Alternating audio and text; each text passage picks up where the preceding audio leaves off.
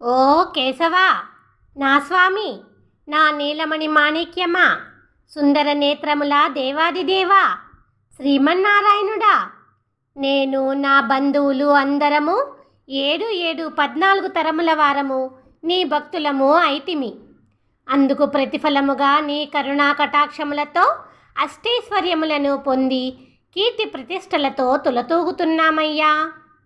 ఓ శ్రీమన్నారాయణుడా, నా స్వామి, అన్ని లోకములను ఏలే నా సర్వేశ్వర, వేదమయుడా, అన్ని ప్రాణులు చేసే మంచి చెడులకు మూలమై ఉన్న సర్వగుణ సంపన్నుడా, దేవతలు, ఋషులు, మునులు, భక్తులందరూ ఆశ్రయించి కీర్తిస్తుండగా నువ్వు మాధవుడవై ఆ మధురా నగరములోని మదపుటేనుగు దంతమును విరిచావా స్వామి?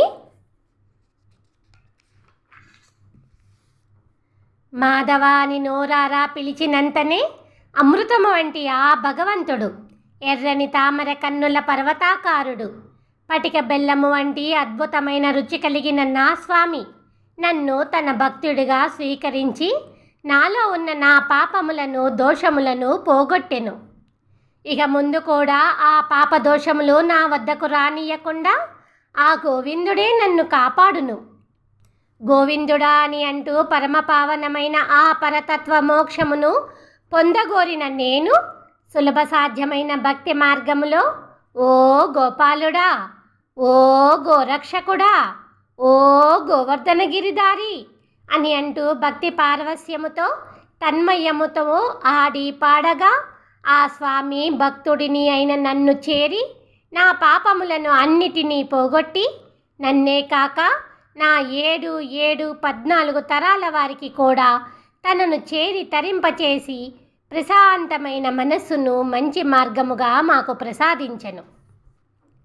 మెరిసే సుతిమెత్తటి ఎర్రటి దివ్యపాద పద్మములు, చేతులు, విశాలమైన ఎర్రటి తేజోవంతమైన కన్నులతో వెలిగే నల్లని పర్వతాకారపు దివ్యకాంతి శరీరము, నిండు చంద్రుడు వెదజల్లే వెండి వెన్నెలల వంటి తెల్లని అందమైన శంఖము, సూర్యప్రకాశపు గుండ్రని చక్రము, కోటి సూర్యప్రకాశపు కిరీటము కలిగి ఉన్న భగవంతుడు మన మధుసూదనుడే.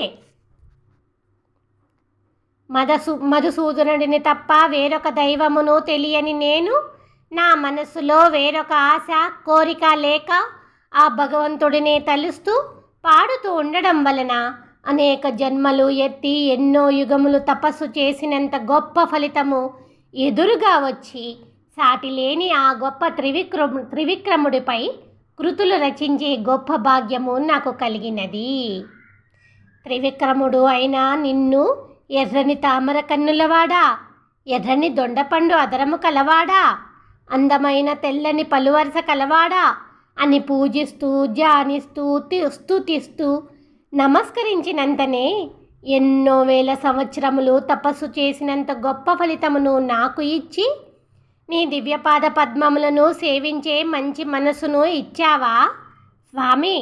ధన్యుడనైతిని వామనా. ఓ వామనుడా, నా మరకతమణి వర్ణుడా, తామర నేత్రపు మన్మధుడి తండ్రి అని మనసారా తలుస్తూ నీ దివ్యపాద పద్మములపై పడి నమస్కరించినంతనే నా పూర్వజన్మ పాపకర్మములు నశించి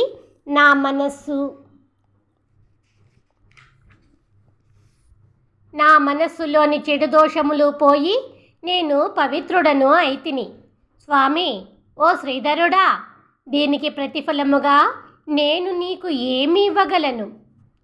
ఓ శ్రీధరుడా, ఓ హృషికేశ, ఎర్రని తామర కన్నులవాడా అని అంటూ మనస వాచ కర్మణ రాత్రనక పగలనక నీ నామములనే పలుకుతూ భక్తి పారవస్యముతో నిన్నే తలుస్తూ తన్మయత్వముతో ఆనంద బాష్పములను కారుస్తూ వేడి నిట్టూర్పులతో నిన్నే కీర్తిస్తూ ఉన్నందువలన నా క్రూర పాపములు అన్నీ నశించి నా మనసు చాలా ప్రశాంతమైనందువలన ఎల్లవేళలా నువ్వు నా మనసులో కొలువై ఉండి నా ఆనందమును పెంచుతున్నావా స్వామి?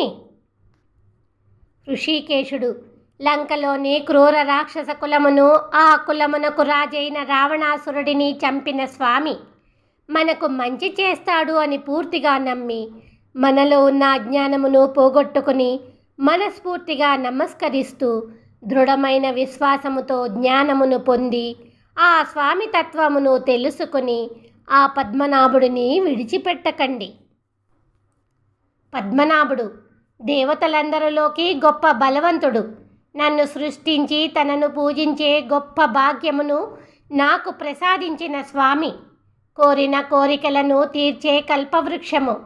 నాకు అమృతముతో సమానమైనవాడు ఎవరో కాదు. భక్తులయందు అభిమానము కలిగిన భక్త సులభుడు. వర్షించే నీలి మేఘము వంటి వెంకటేశ్వరుడు. దేవతలను రక్షించే ఆ దామోదరుడే. భక్తుల హృదయంలో కట్టుబడిన దామోదరుడు అద్వితీయ కారణుడు. తన నోటిలో ఈ భూమిని చూపించిన శ్రీకృష్ణుడు. సముద్రవర్ణుడు అయిన ఆ భగవంతుడి విశ్వరూపము గురించి, ఆ స్వామి తత్వము గురించి బ్రహ్మదేవుడు, శివుడు కూడా తెలుసుకోలేరు. శ్రీకృష్ణుడు దేవతలకు అధిపతి, నిత్య నిర్వాహకుడు అయిన ఆశ్రిత వ్యామోహనుడు.